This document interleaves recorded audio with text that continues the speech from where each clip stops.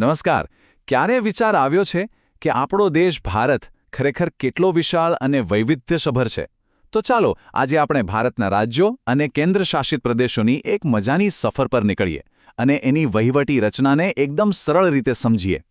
ચાલો શરૂઆત કરીએ એક મોટા આંકડાથી 28. જી હા, ભારતમાં કુલ 28 રાજ્યો છે. આ ખાલી એક નંબર નથી, એ બતાવે છે કે આપણો દેશ કેટલો વિશાળ છે અને એનું સંચાલન કરવું કેટલું મોટું કામ હશે. પણ વાત અહીંયા જ નથી અટકતી. 28 રાજ્યોની સાથે સાથે ભારતમાં 8 કેન્દ્રશાસિત પ્રદેશો પણ છે. અને આ બંને મળીને જ ભારતની આખી વહીવટી રચનાને પૂર્ણ કરે છે. તો આજની આપણી આ સફરમાં આપણે શું જોવાના છીએ? જુઓ, સૌથી પહેલાં આપણે સમજીશું કે ભારતને સંઘીય દેશ કેમ કહેવાય છે. પછી આપણે 28 રાજ્યો અને એમની રાજધાનીઓની એક ઝડપી ટૂર કરીશું. એ પછી 8 કેન્દ્રશાસિત પ્રદેશો પર એક નજર નાખીશું. અને છેલ્લે અમુક એવી મજેદાર વાતો જાણીશું જે જાણીને ખરેખર મજા આવશે. ચાલો, તો આવી ગયા છીએ આપણા પહેલા મુકામ પર. આપણે ઘણીવાર સાંભળ્યું હશે કે ભારત એક સંઘીય દેશ છે. પણ આનો મતલબ શું થાય છે?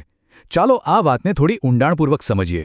એકદમ સાદા શબ્દોમાં કહીએ ને તો ભારત એક એવો સંઘ છે જ્યાં પાવર એટલે કે સત્તા કેન્દ્ર અને રાજ્યો વચ્ચે વહેંચાયેલી છે.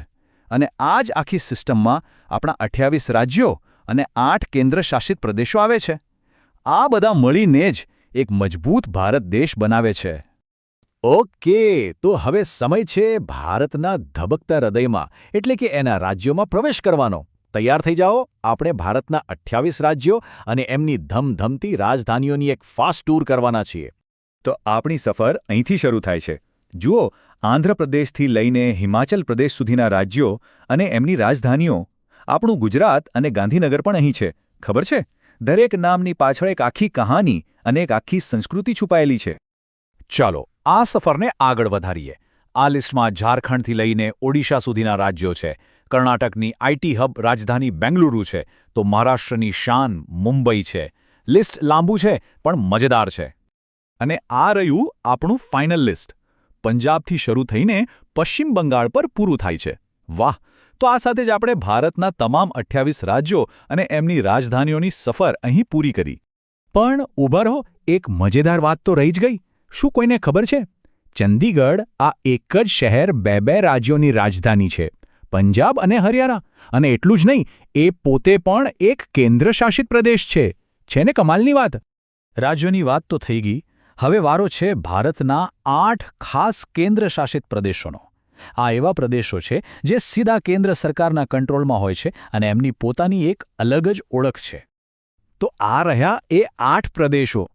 ખૂબસૂરત આંદામાન અને નિકોબાર ટાપુઓથી લઈને ફ્રેન્ચ ટચવાળું પુડુચેરી સુધી દરેક પ્રદેશ ભારતની વિવિધતામાં એક નવો અને સુંદર રંગ ઉમેરે છે. અને અહીં આવે છે જમ્મુ અને કાશ્મીર, જેની વાત જ કંઈક અલગ છે. અહીં બે રાજધાનીઓ છે.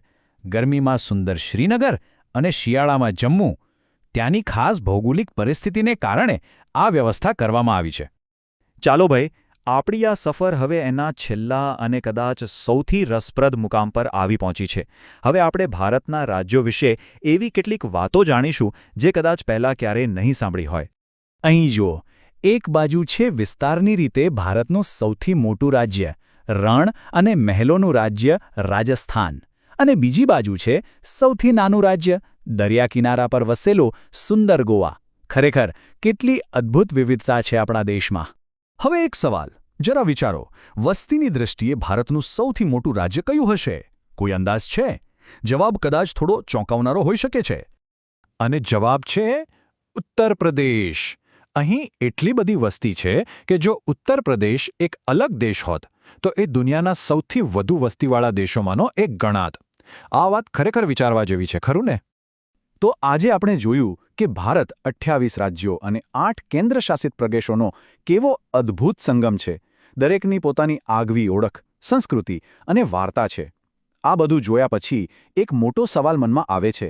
આટલી બધી વિવિધતા હોવા છતાં એવી તે કઈ અદૃશ્ય શક્તિ છે જે આપણને બધાને એક મજબૂત રાષ્ટ્ર તરીકે જોડી રાખે છે? બસ આ જ વિચાર સાથે આજે અહીં અટકીએ. નમસ્કાર.